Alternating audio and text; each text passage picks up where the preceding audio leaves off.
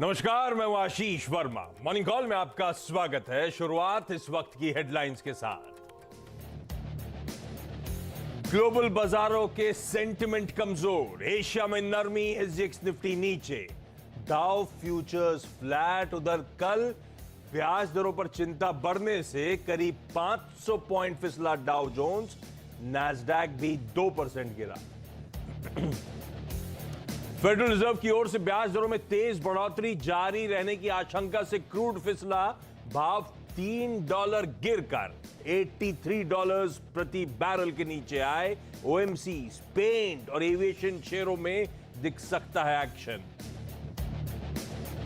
गुजरात में फिर मोदी मैजिक, लगातार 7वीं बार बन सकती है बीजेपी की सरकार। ज्यादातर एग्जिट पोल्स में बीजेपी को 120 से ज्यादा सीटें। कांग्रेस को भारी नुकसान, नहीं चली आम आदमी पार्टी की झाड़ू। उधर हिमाचल में कड़ी टक्कर की उम्मीद। सीएनबीसी आवाज की एमपीसी में एक्सपर्ट्स की राय, आरबीआई कल ब्याज दरों में 25 से 35 बेसिस पॉइंट तक बढ़ा सकता है ब्याज।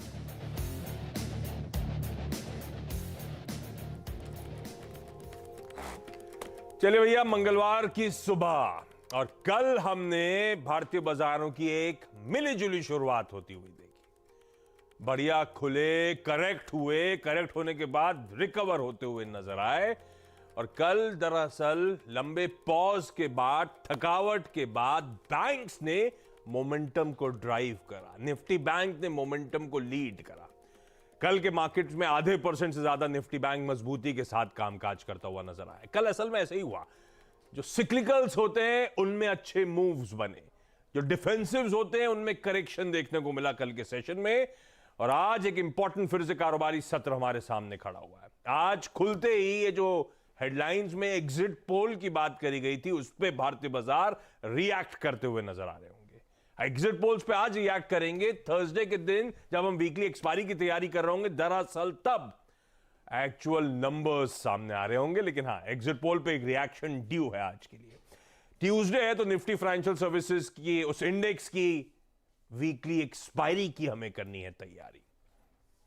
और साथ साथ ध्यान रखें, आरबीआई की जो मॉनेटरी पॉलिसी कमेटी है, जो रेट सेटिंग कमेटी, उसकी दूसरे दिन की बैठक आज होगी।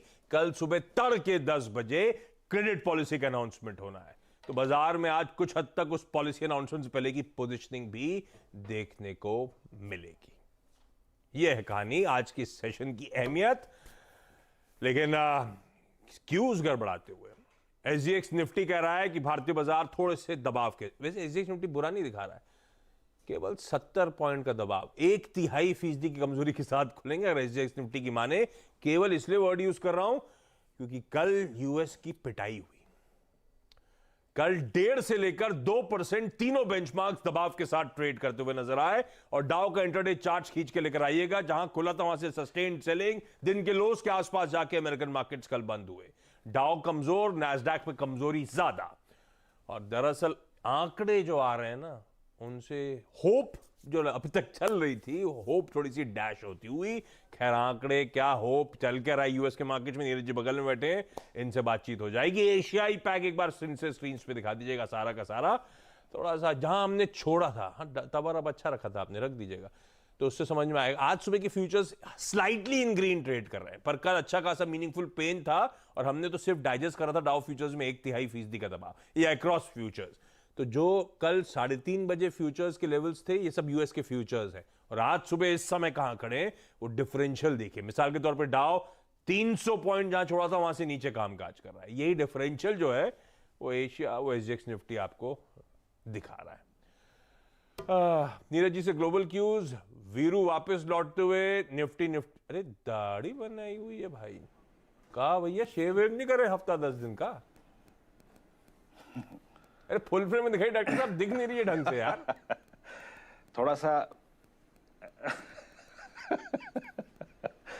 अरे वो थोड़ा सा आशीष, मौसम और ये जनवरी दिसंबर जो होता है ना, थोड़ा सा भारी होता है मेरे पास, इसीलिए सिर्फ जनवरी और दिसंबर के लिए। इससे ठंड नहीं लगती, गर्माहट रहती ऐसा। केरल से लौटे सन्यासी बनने गया। चलिए भाई, चलिए चेंज लुक के साथ वीरू लौटते हुए पहले लेकिन ग्लोबल संकेत। अच्छा, कल अच्छा खासा करेक्शन के मूड में आए ये कुछ ये जॉब्स रिपोर्ट तो रिएक्ट नहीं करा था हमने। जॉब्स रिपोर्ट मजबूत थी तब तो हम जोश खा रहे थे। अभी क्या हो गया जो ऐसा प्रेशर माउंट हो गया? देखिए, दो तीन फैक्टर्स हैं जो मुझे लगता है इस गिरावट के तैयार हैं। एक, देखिए, ये जैसे एक फ्रेमवर्क बना हुआ था कि फेड करेगा, ये नहीं करेगा, वो नहीं करेगा, स्टेप डाउन करेगा, इसी बार करेगा। उसको एक इम्पिटस चाहिए था उसकी, उस डर को पैदा करने के लिए। तो एक डर इसलिए पैदा हुआ है कि जो यूएस का नॉन मैन्युफैक्चरिंग पीएमआई आया है ना, सर्विसेज साइड, हाँ, रिकॉर्ड पे आया है। मतलब अनएक्सपेक्टेड था कि हम ये एक्सपेक्ट कर रहे थे, हमसे मतलब एनालिस्ट लोग एक्सपेक्ट कर रहे थे कि ये गिर के आएगा, लेकिन वो बहुत बढ़ के आया है। तो उसकी वजह से मार्केट को एक झटका लगा कि वो लोग जो सोच के चल रहे थे कि माइनस मतलब नेगेटिव हो जाएगा, 53.3 के आसपास आना चाहिए, नेगेटिव इन द सेंस कि गिर के आएगा, वो आया 56.5। सो ये एक अनएक्सपेक्टेड राइज है, और जिससे लगता है कि मतलब अब फिर इसमें लगता है कि जॉब भी बढ़ रहे हैं, सर्विसेज भी बहुत बढ़ रही हैं। आपको याद होगा हमने जब कहा था कि पीसीई जो ट्रैक करता है फेड, उसके 3 एलिमेंट होते हैं, जिसमें से केवल गुड्स वाला कमज़ोर है, यानी गुड्स की कीमतें गिरी हैं, लेकिन हाउसिंग सर्विसेज और नॉन हाउसिंग सर्विसेज में कोई गिरावट नहीं, वो तेज़ है। तो ये उसका एक पार्ट होता है, ये उसको इंडिकेट करता है। जब आप नॉन मैन्युफैक्चरिंग सर्विसेज की बात करते हैं, मैन्युफैक्चरिंग में गुड्स आ जाती है लेकिन इसमें नहीं आती, तो ये अगेन उसको पुख्ता करता है। तो ये एक सरप्राइज़ था मार्केट के लिए, जिसकी वजह से मार्केट को लगा कि शायद फेड अपना मूड न बदल ले कहीं। एक बड़ा कारण ये था जिसकी वजह से मार्केट कल गिरा। अदरवाइज़ कोई ऐसा कोई बहुत बुरा डेटा नहीं आया, कोई बहुत बड़ी चीज़ नहीं आई। दूसरा एक फैक्टर और आप कह सकते हैं, जिसको मैं इमीडिएटली रिलेट नहीं कर रहा हूँ, लेकिन एक रिपोर्ट है जिसका जिक्र करना ज़रूरी है। $65 ट्रिलियन का debt outside the US create हुआ है, डेरिवेटिव यूएस डेट है ये, जो कि बहुत बड़ा है, और जो संस्थाएं इनको मैनेज कर रही हैं उनकी अपनी बुक से डबल ट्रिपल है। तो करेंसी का कोई अपहीवल होता है तो इसको मैनेज करना मुश्किल होगा। तो ये एक और रिपोर्ट है जो ये कंसर्न दिखाती है कि जो अलग अलग इंस्टीट्यूशंस के पास डेट क्रिएटेड है वो दिक्कत कर सकता है आने वाले समय में, अगर रिसेशन हुआ या लैंडिंग ठीक से नहीं कराई। तो ये 2 कारण थे जो कल मार्केट को परेशान कर रहे थे। तीसरा एक और कारण जोड़ देता हूँ, कल अमेरिका और यूरोपियन यूनियन ने ये तय किया है कि वो चाइना के स्टील एक्सपोर्ट पर बैन लगाएंगे। चाइना क्यों आ गया बीच में इनके? उनको लगता है कि इससे बहुत पोल्यूशन फैलता है और हमें इसको बैन करना है। लगा इन्फ्लेशन तुम्हारा भी बढ़ेगा। तो हालांकि ये अभी विचार के स्तर पे है, और ये शायद 2023 के सेकंड हाफ में जाके लगेगा, लेकिन माहौल बनना शुरू हो गया है। क्योंकि वो COP26 को हम लोग भूल जाते हैं बीच बीच में। वो ESG जो है ना, एक बहुत बड़ा सरदर्द है इन्फ्लेशन के लिए। आप ESG और इन्फ्लेशन को डायरेक्ट कोरिलेट करिए, किसी दिन हम लोग इस पर शो भी कर सकते हैं। ESG इतना बड़ा सरदर्द है कि आप इन्फ्लेशन से छुटकारा नहीं पा सकते हैं। जब आप कहेंगे कि नहीं साहब कोल में बंद करो, रिफाइनरीज बंद करो, तो ये सब इन्फ्लेशनरी है। दूसरी चीज़ आप लेके आओ, इन्फ्लेशन बढ़ेगा। तो उसी में आप जोड़ लीजिए कि अब अगर आप स्टील एक्सपोर्ट रोक रहे, डिस्करेज कर रहे हैं चाइना को, केमिकल प्लांट्स बंद हुए थे बीच में, इसका एग्जांपल था कैसे चाइना ने एक समय अपने यहाँ के सारे स्टील और ये सब बंद किए थे, तो भयानक दिक्कत में आया था। तो ये सारे फैक्टर थे। ऐसा नहीं कि इसमें कुछ भी आज आया हो सिर्फ मैन्युफैक्चरिंग पीएमआई को, नॉन मैन्युफैक्चरिंग पीएमआई को छोड़ दें, लेकिन ये सब मिल के बाजार के लिए कंसर्न बना देते हैं।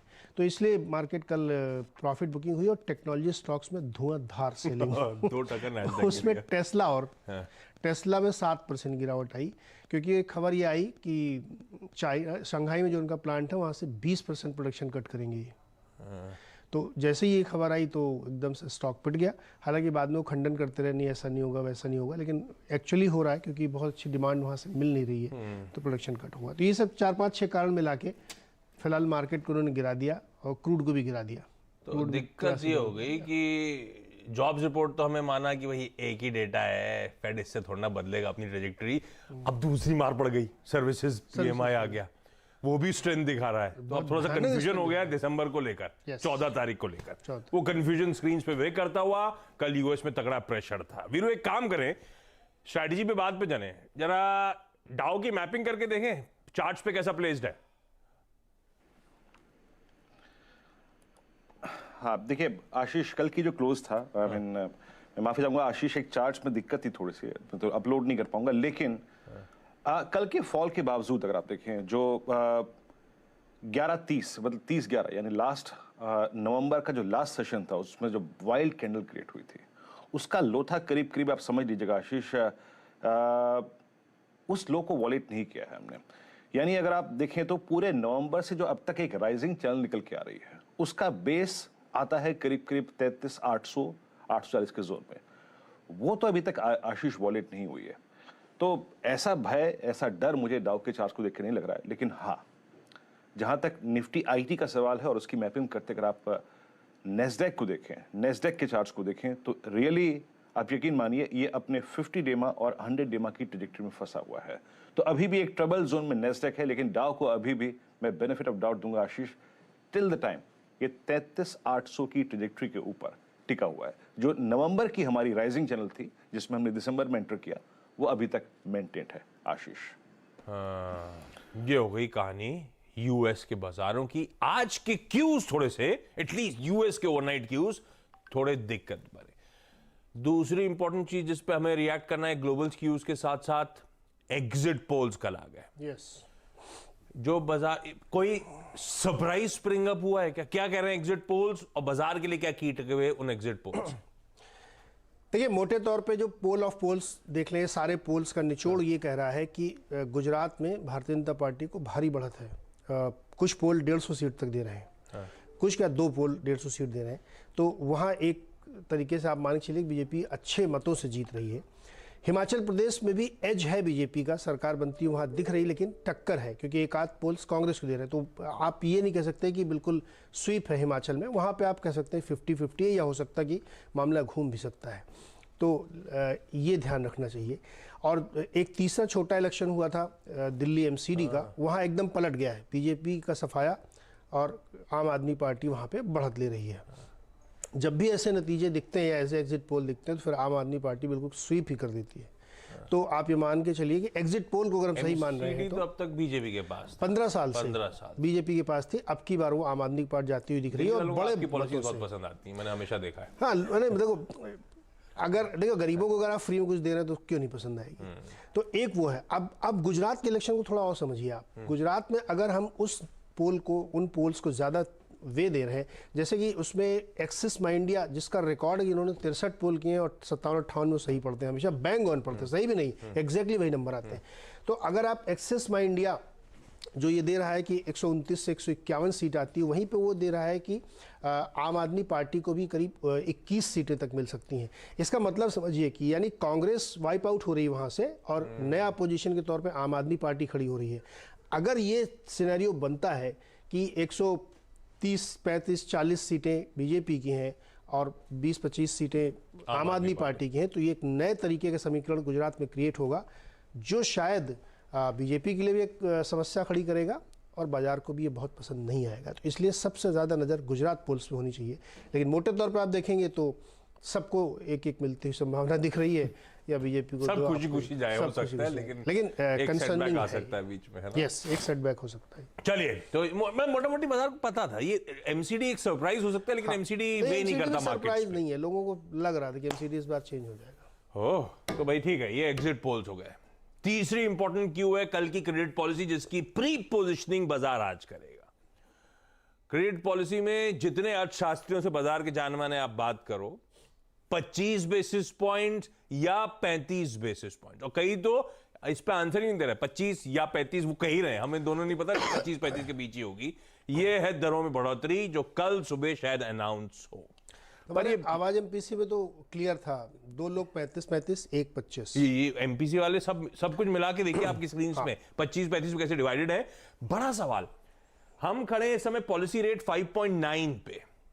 बड़ा सवाल ये कि ये जो अगर 35 बेसिस पॉइंट्स आया 6.25 पे पहुंचे, क्या 6.25 टर्मिनल रेट होगा?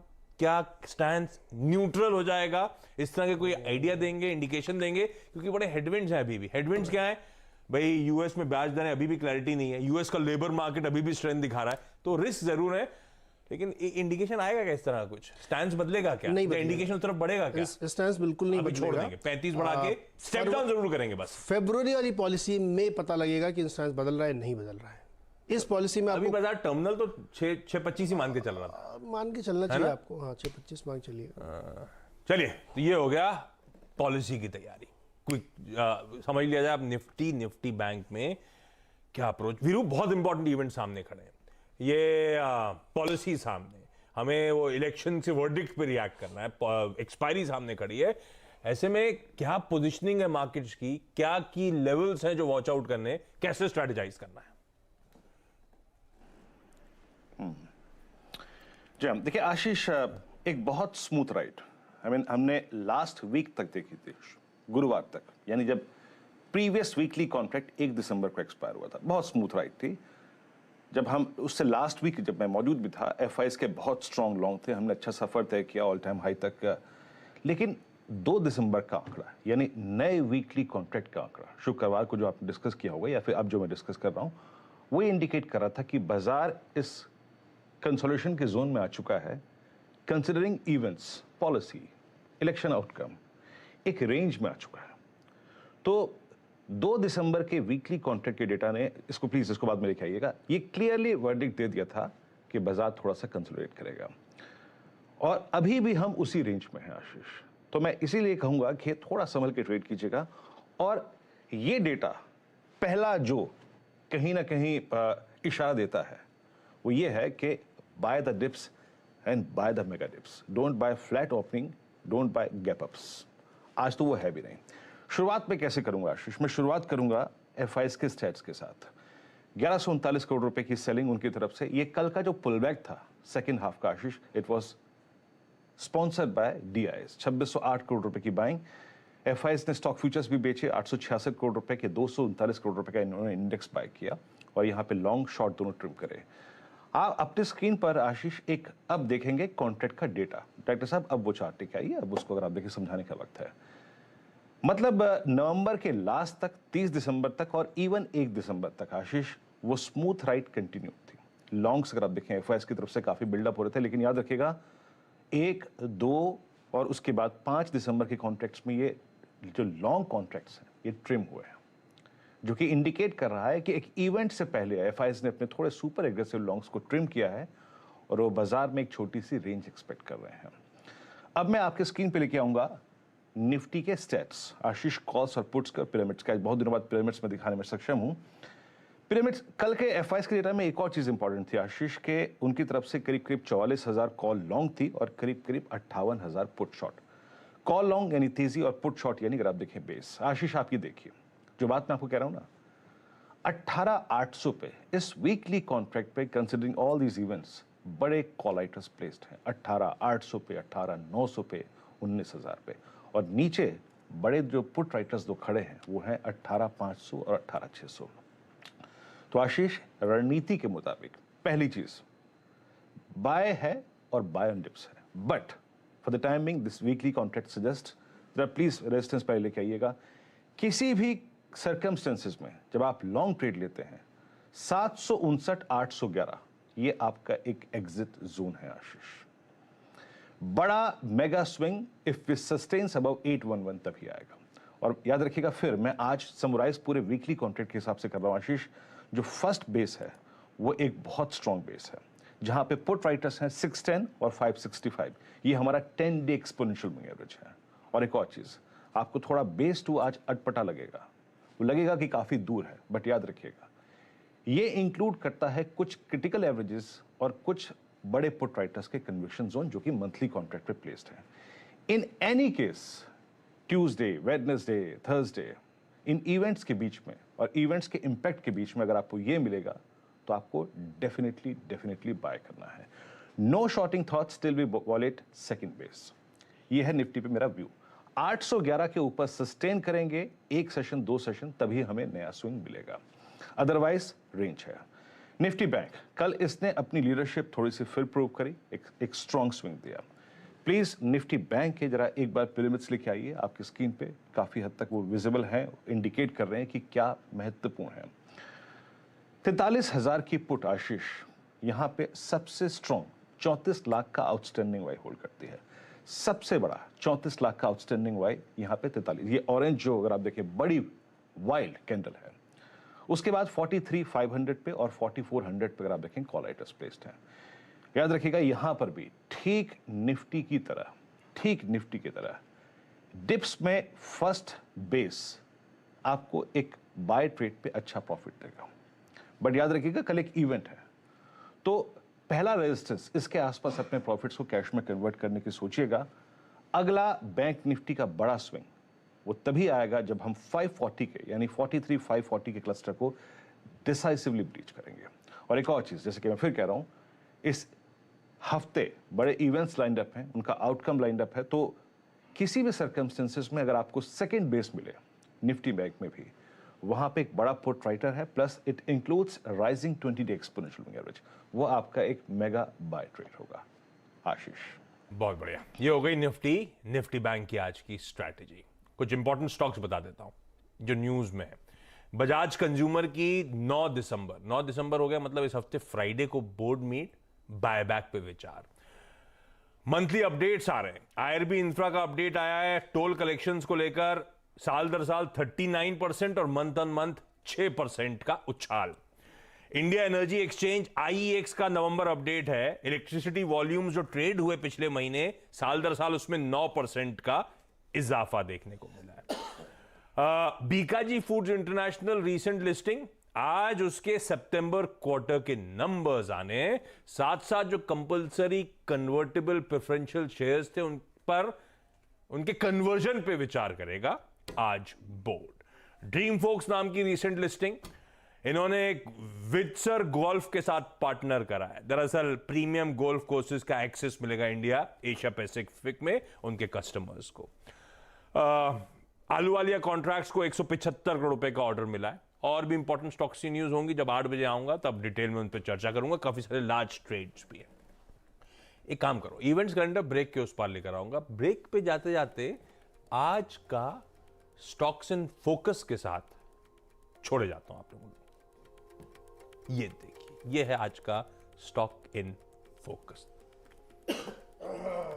ब्रेक के उस पार इवेंट्स कैलेंडर। वीरू समझ गया। ब्रेक के बाद आपका स्वागत है। कुछ इवेंट्स तो मैंने शो की स्टार्टिंग में मेंशन कर दिए, उन पे नहीं जाता हूं। सेंट्रल बैंक एक्शंस में आज ऑस्ट्रेलिया का रिजर्व बैंक ऑफ ऑस्ट्रेलिया जो है वो अपना इंटरेस्ट रेट डिसीजन अनाउंस करेगा। यूएस के ट्रेड बैलेंस के आंकड़े आएंगे, इंपोर्ट एक्सपोर्ट के, उनकी रेड बुक आएगी, यानी कि उनके सेम स्टोर सेल्स की ग्रोथ के नंबर्स आएंगे। कनाडा का ट्रेड बैलेंस आना है। यूएस प्रेसिडेंट जो बाइडेन आज ताइवानीज चिप मैन्युफैक्चरर टीएसएमसी का एरिजोना प्लांट विजिट करने जा रहे हैं। बेसिकली प्रमोट करना चाहते हैं उनके एडमिनिस्ट्रेशन का पुश जो है सेमीकंडक्टर, वो $12 बिलियन का एरिजोना में प्लांट लगा रहा है। यूएस में आज मिड टर्म इलेक्शंस हैं, Georgia run of elections, second round कह लीजिए, एडिशनल इलेक्शंस। विक्टर कौन है, कौन जीता है, दरअसल उसको डिसाइड करने के लिए, और सीनेट के कंट्रोल के लिए अभी भी अधर में लटका हुआ, इसीलिए कहा जा रहा है जॉर्जिया का आउटकम कब आएगा अभी भी क्लैरिटी नहीं है।